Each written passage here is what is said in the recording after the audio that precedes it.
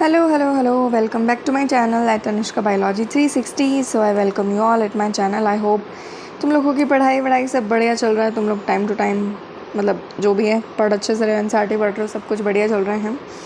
चलो तो फिर ज़्यादा बकवास नहीं करते हैं, आगे शुरू करते हैं. अब देखो रेगुलेशन कैसे होता है किसी भी जीन एक्सप्रेस करने के लिए. मतलब जैसे जीन अगर खुद को एक्सप्रेस कर रही है तो उसको क्या चीज़ें रेगुलेट करती हैं, क्या चीज़ें कंट्रोल करती हैं, है ना. Regulation of gene expression refers to a very broad term that में अकर एट वेरियस लेवल. देखो रेगुलेशन जो होता है ना जीन का एक्सप्रेशन का, वो बहुत एक बड़ा टर्म है, ठीक है. वो अलग अलग लेवल्स के ऊपर भी हम लोग बांट सकते हैं. Considering that gene expression result in formation of polypeptide. हम लोगों को पता है कि जीन एक्सप्रेशन की वजह से क्या होगा, पॉलीपेप्टाइड बनेगा. तो पॉलीपेप्टाइड बनने के उस चीज़ को हम लोग अलग अलग लेवल्स पे रेगुलेट कर सकते हैं. यूकैरियोट्स के अंदर जो रेगुलेशन है वो हम लोग 4 लेवल्स पे परफॉर्म कर सकते हैं. पहला तो जब प्राइमरी ट्रांसक्रिप्ट बन रहा हो, मतलब जब ट्रांसक्रिप्शन हो रहा हो उस टाइम पे हम लोग रेगुलेट कर सकते हैं. दूसरा प्रोसेसिंग लेवल, जब रेगुलेशन, जब स्प्लाइसिंग हो रहा हो, मतलब जब इंट्रोन्स को हटा के एक्सोन्स का जोड़ा जा रहा हो. फिर transport of mRNA from nucleus to cytoplasm, जब ट्रांसपोर्ट हो रहा हो न्यूक्लियस से लेकर साइटोप्लाज्म तक इसका एमआरएनए का, उस टाइम पे हम लोग कंट्रोल कर सकते हैं. And fourth and the last level is translational level. और क्या पता ट्रांसलेशनल लेवल पे हम लोग किसी भी जीन के एक्सप्रेशन को रेगुलेट कर सकें. एक मिनट देखो, the genes in a cell are express to perform a particular function और अ सेट ऑफ फंक्शन. किसी भी सेल के अंदर जो जीन होता है वो क्या काम करती है, क्या तो वो कुछ पर्टिकुलर एक ही फंक्शन करती है या फिर कुछ बहुत सारे फंक्शन करती है. फॉर एग्जांपल एक एंजाइम है जिसका नाम है beta galactosidase. Beta galactosidase synthesised होता है किसकी वजह से, इकोलाई बीटा गैलेक्टोसिडेज बनाती है. It is use to catalyse the hydrolysis of disaccharide. एक डायसैकेराइड होता है lactose. Lactose is a disaccharide. इसका मतलब इसको टूटने पे 2 मोनोसैकेराइड मिलेंगे, इस वजह से इसको डायसैकेराइड कहा जाता है. तो इकोलाई बीटा गैलेक्टोसिडेज नाम का एंजाइम बनाती हैं जो डायसैकेराइड लैक्टोज को तोड़ने में काम करता है. लैक्टोज किस में टूटेगा, ग्लूकोज प्लस गैलेक्टोज के अंदर. The bacteria use them as a source of energy. और बैक्टीरिया गैलेक्टोज और ग्लूकोज को एनर्जी के सोर्स की तरह इस्तेमाल करता है. हेंस अगर if the bacteria do not have lactose around them, अगर बैक्टीरिया के पास लैक्टोज ही नहीं हुआ to be utilised for energy source, energy की तरह इस्तेमाल करने के लिए अगर बैक्टीरिया के पास लैक्टोज ही नहीं हुआ, they would know longer require the synthesis of enzyme beta galactosidase. तो बीटा गैलेक्टोसिडेज का वो क्या सर में मारेंगे. इट्स ऑब्वियस कि अगर तुम्हारे पास लैक्टोज को तोड़ने के लिए, मतलब लैक्टोज ही नहीं है तो तुम उसको तोड़ोगे कैसे. बीटा गैलेक्टोसिडेज लैक्टोज को तोड़ेगा बट तुम्हारे पास लैक्टोज ही नहीं, तुम पहले ही स्टेप में फैल गए, दूसरा तो आना ही नहीं है ना. तो बीटा गैलेक्टोसिडेज का भी कोई लॉजिक नहीं बनता. देयरफॉर इन सिंपल टर्म, तो सीधी सरल भाषा में, it is the metabolic physiological और एनवायरमेंटल कंडीशन. ये मेटाबॉलिक फिजियोलॉजिकल और एनवायरमेंटल कंडीशन होती हैं that regulate the expression of gene, जो कि जीन के एक्सप्रेशन को रेगुलेट करती हैं. The development and differentiation of embryo into adult organism are also a result of coordinated regulation of expression of several set of gene. जो embryo का development है और एम्ब्रियो का डिफ्रेंसिएशन है अडल्ट ऑर्गेनिज्म के अंदर, वो भी बहुत अलग अलग सेट ऑफ जीन्स जब मिलके आपस में काम करती हैं, उसके बाद ये कोऑर्डिनेटेड रेगुलेशन होता है, तभी एक एम्ब्रियो अडल्ट में बदलता है. अब प्रोकैरियोट के अंदर क्या सीन है भाया, कंट्रोल और of the rate of transcriptional initiation is the predominant site for control of gene expression.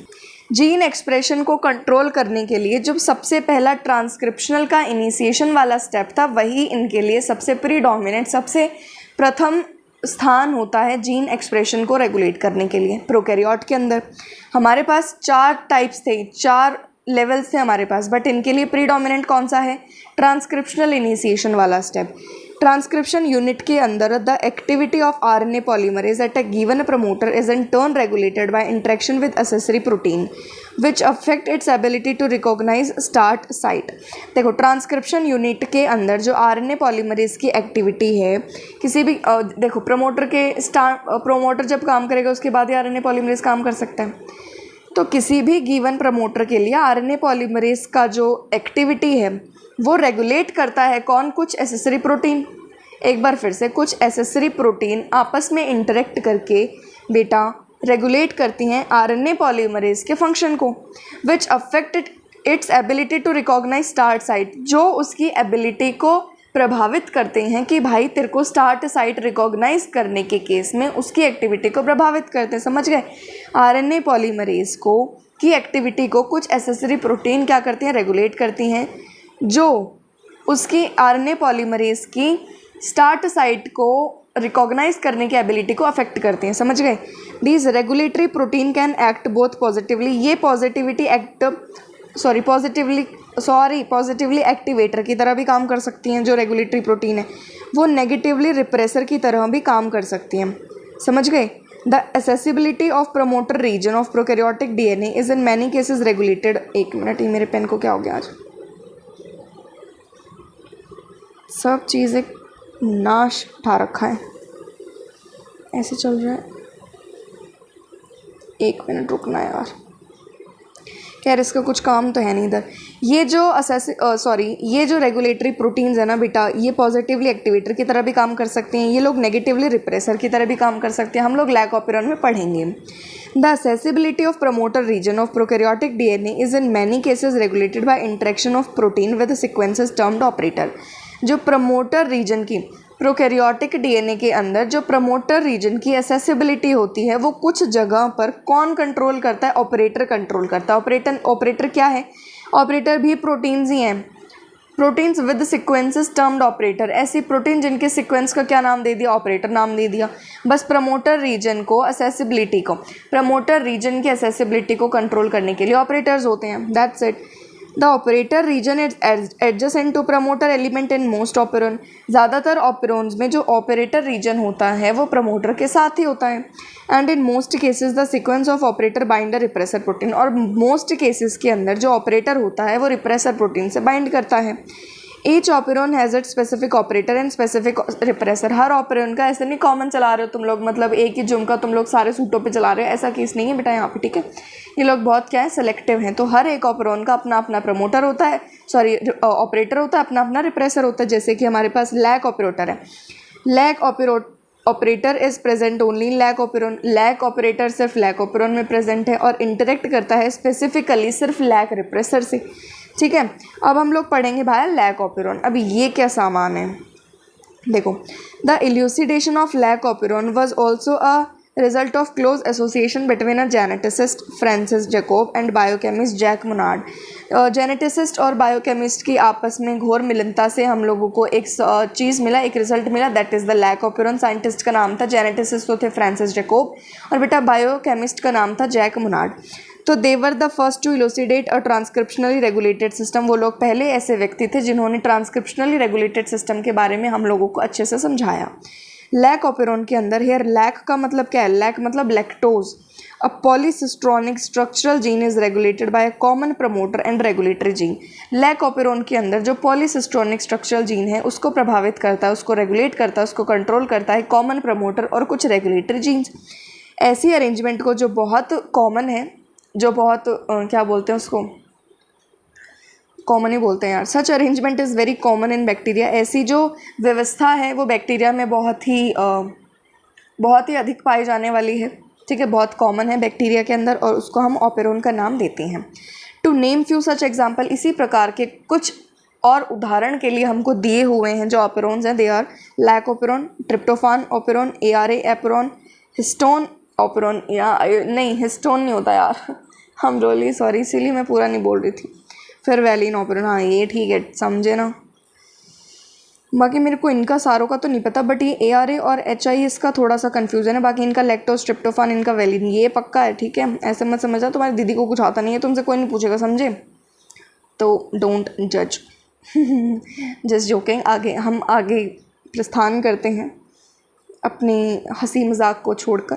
The lac operon consist of one regulatory gene. अब लैक ऑपेरॉन के अंदर क्या क्या चीज़ें आती हैं? एक तो रेगुलेटरी जीन है, यहाँ पर जो आई जीन है वो रेगुलेटरी जीन है। Here the term i does not refer to inducer. Wait for the twist. ठीक है, आने वाले मोड़ के लिए तैयार रहें। आई जीन जो है, आई का मतलब इंड्यूसर पहली बात तो नहीं है। आई का मतलब होता है इनहिबिटर, पहली बात तो। एक रेगुलेटरी जीन है जिसका नाम हमने दिया है आई जीन, पर अगर हम देखें हमारी भावना अनुसार आई का मतलब इंड्यूसर होना चाहिए था, बट भावनाओं के ताले को तोड़ते हुए अगर हम सही चाबी लगाएं तो आई जीन का मतलब होता है इनहिबिटर जीन। समझ गए? एंड 3 स्ट्रक्चरल जीन, और 3 स्ट्रक्चरल जीन होती हैं बेटा जिनका नाम होता है ZYA। The I gene codes for the repressor. अब आई का मतलब इनहिबिटर है तो obviously that will code for repressor, वो रिप्रेसर के लिए ही कोड करेगी ऑफ द लाइक ऑपरेंड, इसमें कोई दो राय नहीं है। The Z gene codes for beta galactosidase, जो एंजाइम है उसके लिए कोड कौन करेगी, जेड जीन, बीटा GAL लिख लेना, which is primarily responsible for the hydrolysis of disaccharide, जिसका प्रथम काम यह होता है कि वो लैक्टोज को दो भागों में बांट देगा। समझ गए। जेड जीन कोड करेगा बेटा उस एंजाइम के लिए, एंजाइम का नाम है बेटा बीटा गैलेक्टोसिडेज, उसका कार्य क्या होता है, लैक्टोज को दो हिस्सों में तोड़ देना, that is galactose and glucose. समझ गए। Lactose into its monomeric unit galactose and glucose, ये मैं तुमको पहले ही समझा चुकी हूँ। द वाई जीन कोड्स, अब देखो एंजाइम टूट गया, नहीं सॉरी एंजाइम ने डायसैकेराइड को मोनोसैकेराइड में तोड़ दिया, बैक्टीरिया के काम आसान। अब बैक्टीरिया उसको लेगा, तो Y gene codes for permease which increases permeability of the cell to beta galactosides. बीटा गैलेक्टोसाइड्स का क्या मतलब होता है, वो प्रोडक्ट होते हैं beta galactosides. Galactose and glucose are beta galactosides. समझ गए। The product the monomers are beta galactosides. तो वाई जीन अब कोड कर रहा है परमिएज के लिए, परमिएज मतलब उसकी परमिएबिलिटी को बढ़ाएगा, ठीक है, मतलब उसकी तरल अवस्था को बढ़ा देगा। तो अब कोई चीज़ ज़्यादा लिक्विड हो तो हम लोग ज़्यादा परमिएबल हो, तो हम लोग सेल अगर ज़्यादा परमिएबल हो किसी चीज़ के लिए तो वो इजीली ले लेगा उसको। तो परमिएबिलिटी बढ़ाने के लिए परमिएज एंजाइम कोड कौन कर रहा है, वाई जीन। समझ गए। The a gene encodes for transacetylase. अब ए जीन का क्या काम है, transacetylase. Hence all the 3 gene product in lac operon are required for metabolism of lactose. Lactose के पूर्ण रूप से मेटाबॉलिज्म के कार्य को समाप्त करवाने के लिए हमारे पास 3 स्ट्रक्चरल जीन हैं जिनका नाम ZYA है। इन मोस्ट अदर ऑपरेन, बाकी के अदर ऑपरेन्स के अंदर the genes present in the operon are needed together of function in the same or related metabolic pathway. बाकी के जो दूसरे ऑपरेन्स होते हैं उनके अंदर भी जो जीन्स प्रेजेंट होती हैं वो आपस में मिलजुल कर अपना कार्य अच्छे से क्या करती हैं, पूरा करती हैं। Needed together to function in the same or related metabolic pathway, एकदम क्या तो सिमिलर या फिर रिलेटेड मेटाबॉलिक पाथवे में एक तरीके से, मतलब एक साथ वो लोग क्या करते हैं, अपना काम पूरा करते हैं। बाकी के ऑपरेन्स के अंदर भी ईजी तरीका याद करने का कुछ भी नहीं, समझे। जेड सबसे पहले तो बेटा एंजाइम तोड़ेगा, ठीक है, एंजाइम चाहिए हमको टूटने के लिए। सबसे पहले तो लैक्टोज को तोड़ेंगे, तुम और क्या करोगे, पहले थोड़ी परमिबिलिटी बढ़ा दोगे। तो याद रखना बीटा गैलेक्टोसिडेज दूसरे पे बढ़ गया तो तुमको परमिबिलिटी बढ़ानी पड़ेगी, वरना सेल ही नहीं ले पाएगी, तो क्या फ़ायदा तुम्हारे एंजाइम के काम करने का। दूसरा कोड करेगा परमिएज के लिए। तीसरा याद रख लो भाई ट्रांस एसिटाइलेज, अगर 2 याद हैं तो तीसरे में दिक्कत नहीं आनी चाहिए। समझ गए। चलो बेटा आगे चलते हैं। ये यहाँ पे डायग्राम है, ये हम अभी नहीं पढ़ेंगे, ऐसा नहीं पढ़ा नहीं रही, समझे, पढ़ाएंगे बेटा पढ़ाएंगे, चिंता ही मत करो तुम, है ना। Lactose is the substrate for the enzyme beta galactosidase. अब हम लोगों को पता है कि लैक्टोज ही वो बलि का बकरा है जो बीटा गैलेक्टोसिडेज नामक सूली पे चढ़ाया जाएगा। And it regulate switching on end of of the operon, और यही ऑपरेन के ऑन या फिर ऑफ होने में सहायक होगा कि ऑपरेन भाई ऑन है या फिर ऑफ है, ये कौन डिसाइड करेगा, लैक्टोज डिसाइड करेगा। Hence it termed as inducer. Inducer कौन है बेटा, लैक्टोज है बच्चा। In the absence of preferred carbon source such as glucose, if lactose is provided in the growth medium of the bacteria, the lactose is transported into the cell through the action of permease. Remember, a very low level of expression of lactoferrin has to be present in the cell all the time. Otherwise, lactose cannot enter the cell. अब देखो, अगर हमारे पास कोई preferred carbon का source नहीं है जैसे कि ग्लूकोज, तो लैक्टोज को ही बैक्टीरिया के ग्रोथ मीडियम में प्रोवाइड करवाया जाएगा और लैक्टोज ही सेल के अंदर जाएगा। मान लेते हैं हमारे पास ग्लूकोज नहीं है, तो उसके बाद हमारे पास अल्टरनेटिव सोर्सेज लैक्टोज, तो हम लोग लैक्टोज को तोड़ेंगे ग्लूकोज के लिए, उसके बाद लैक्टोज सेल के अंदर जाएगा। तो हमारे पास लैक ऑपरेन के काम करने के लिए थोड़ा बहुत लैक्टोज तो हमेशा ही होना चाहिए, अदरवाइज सेल काम ही नहीं करेगी।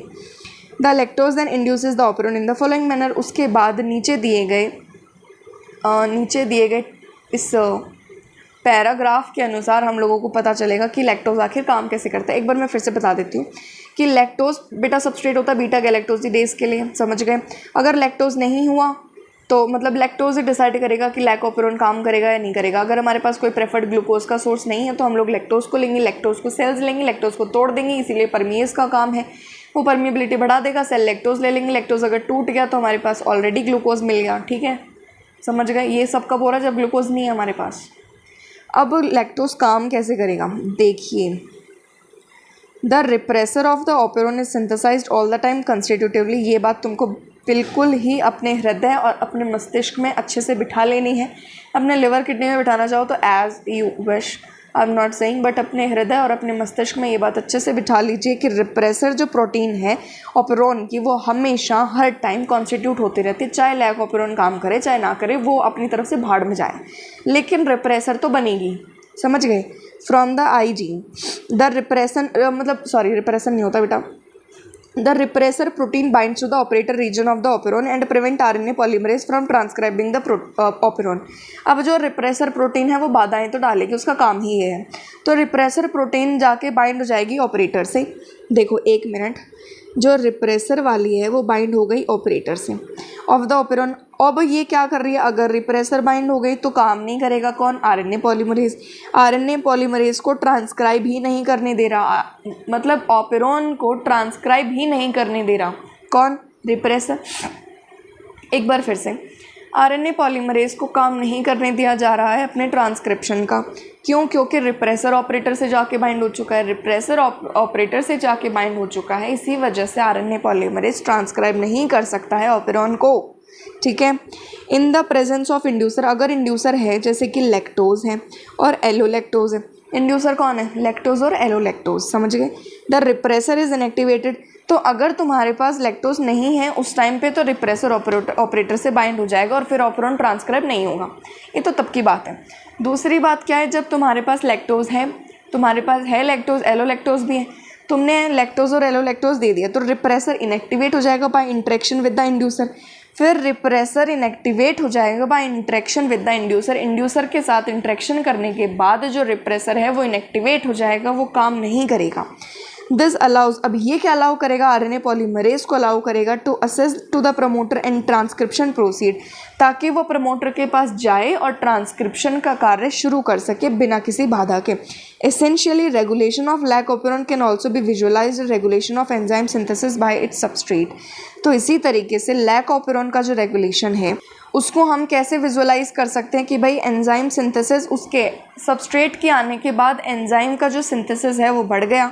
इस तरीके से हम लोग लैक ऑपेरोन को देख सकते हैं। मान लेते एक बार मैं फिर से सुना देती हूँ सारी कहानी, कोई बात नहीं। हमारे पास दो केसेस है, क्या तो हमारे पास लैक्टोज है या हमारे पास लैक्टोज नहीं है। तो पहला केस लैक्टोज हमारे पास नहीं है, तो पहला केस हमारे पास ये है कि तुम्हारे पास लैक्टोज नहीं है, तो क्या करेगा, रिप्रेसर जाके बाइंड हो जाएगा ऑपरेटर से, आरएनए पॉलीमरेज ट्रांसक्रिप्शन का काम नहीं कर सकेगा। दूसरी बात, तुम्हारे पास लैक्टोज है, उसके बाद लैक्टोज को बिजी, मतलब इंड्यूसर है तुम्हारे पास, लैक्टोज है तो इंड्यूसर और रिप्रेसर के साथ लग जाएगा। मतलब इंड्यूसर वो लड़की है और मान लेते हैं कि लड़का है कौन, लड़का है वो कौन, क्या था यार अपने पास, रिप्रेसर हमारे पास लड़का है, तो इंड्यूसर या फिर लैक्टोज वो लड़की है जो रिप्रेसर को फंसाएगा या फिर रिप्रेसर को अपनी तरफ खींच के ले जाएगा ताकि वो दूसरा काम इजीली होने दे सके।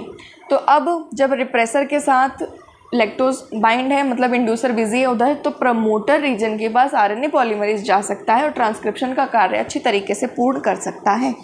आई होप तुम लोग समझ गए होगे यार, इतना अच्छे से तो बाय गॉड मेरे को नहीं समझ आया था लैक ऑपेरोन, मैंने कोई 50 बार पढ़ी है ये चीज़, बट आज मुझे आ गया समझ आफ्टर अ लॉन्ग टाइम। चलो, रिमेंबर ग्लूकोज और galactose can not act as inducer for the lac operon. Can you think for how long the lac operon would be express in the presence of lactose. ये बात तुम पता करोगे, सब चीज़ें मैं थोड़ी दे दूँगी तुमको, सरसों हरी चाहिए तुमको हाथों में है। चलिए आगे बढ़ते हैं बेटा। Regulation of lac operon by repressor is refer to as negative regulation. Repressor के द्वारा लैक ऑपेरोन के रेगुलेशन को ही नाम दिया है negative regulation. Lac operon is under control of positive regulation as well, और पॉजिटिव रेगुलेशन में भी है, दोनों में, नेगेटिव में भी पॉजिटिव में भी। रिप्रेसर से काम करवा रहा है तो नेगेटिव रेगुलेशन है, but it is beyond the scope of discussion. ये हमारी एनसीईआरटी के औकात की बाहर की चीज़ है। तो लैक ऑपेरोन जो होता है वो पॉजिटिव रेगुलेशन के अंडर भी होता है, बट हम लोग ये बात नहीं पढ़ेंगे क्योंकि एनसीईआरटी हमको इतना नहीं सिखाती है। बेटा ये पढ़ाऊँगी तो एक साथ पढ़ाना पड़ेगा। चलो गोल्स ऑफ एचडीपी छोड़ देंगे, ह्यूमन जीनोम प्रोजेक्ट शुरू कर लेते हैं अपन, फिर आगे के बस 2 लेक्चर, फिर तुम्हारा चैप्टर फिनिश है ना। कितना बच रहा है देख लेते हैं ना एक बार, इतना तो आज अपन पढ़ लेंगे गोल्स ऑफ एचडीपी से ऊपर का, बस अपने पास ये बचेगा। ओहो हो, 2 लेक्चर तो लेने पड़ेंगे, 2 या फिर एक थोड़ा सा बड़ा हो जाए तो भाई ठीक है, चल जाएगा काम धाम। तुम लोगों पे, तुम लोग कैसे देखोगे, पढ़ना तुमको वैसे ही सारा पड़ेगा। तुम चाहे 4 लेक्चर देखो चाहे तुम 10 लेक्चर देखो, पढ़ा तुमको वही चीज़ रहा है। मैं फालतू की बकवास तो करती हूँ नहीं, तो अब मैं कर रही हूँ। बट ह्यूमन जीनोम प्रोजेक्ट हम शुरू करते हैं। ये इन द प्रीसीडिंग सेक्शन, पीछे के सेक्शंस में you have learn that it is a sequence of basis in DNA that determine the genetic information of a given organism. किसी भी पर्टिकुलर ऑर्गेनिज्म के अंदर जेनेटिक इन्फॉर्मेशन कौन डिटरमाइन करेगा? DNA. DNA के अंदर कौन डिटरमाइन करेगा? बेसिस का सीक्वेंस। ठीक है, तो इन अदर वर्ड्स, दूसरे शब्दों में अगर हम कहें, genetic makeup of an organism और an individual lies in the DNA. जो जेनेटिक मेकअप है किसी भी ऑर्गेनिज्म का या फिर किसी भी इंडिविजुअल का, उसके डीएनए में होता है, डीएनए के सीक्वेंसेस में होता है। In two, if two individual differs, अगर दो इंडिविजुअल आपस में फ़र्क होता है, अगर दो इंडिविजुअल आपस में अलग अलग हैं, then the DNA sequence should also be different, तो उनका डीएनए का जो सीक्वेंस है वो भी अलग होगा। एटलीस्ट एट सम प्लेसेस, कुछ जगहों पर तो अलग होगा ही होगा, इसी वजह से वो दोनों लोग अलग हैं।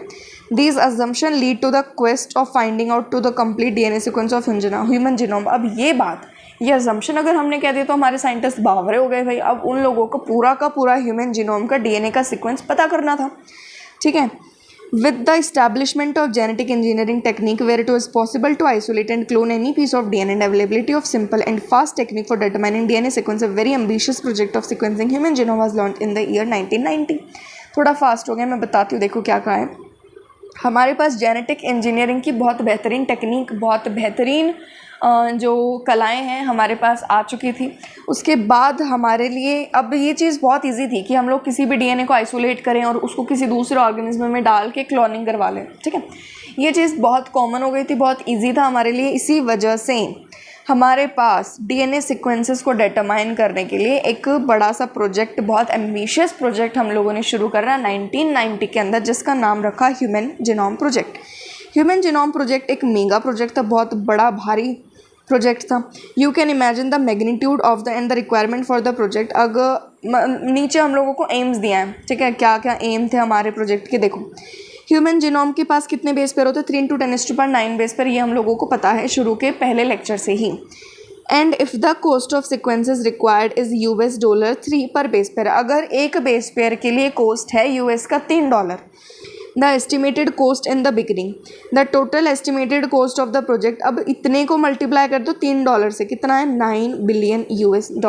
ये एक बहुत ह्यूज अमाउंट है भाई।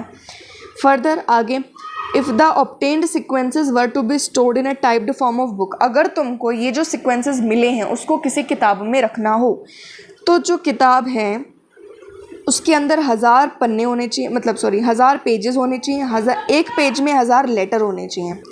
ह्यूमन की एक सिंगल सेल से अगर अपन डीएनए का सीक्वेंस लेते हैं, उसको स्टोर करने के लिए हमको 3300 किताब चाहिए। 3300 किताब में एक किताब लेते हैं, उस एक किताब में 1000 पन्ने होने चाहिए, उस एक पेज के अंदर 1000 लेटर होने चाहिए, तभी तुम लोग एक सेल से निकाला हुआ डाटा तुम उसके अंदर स्टोर करके रख सकते हो। समझ गए?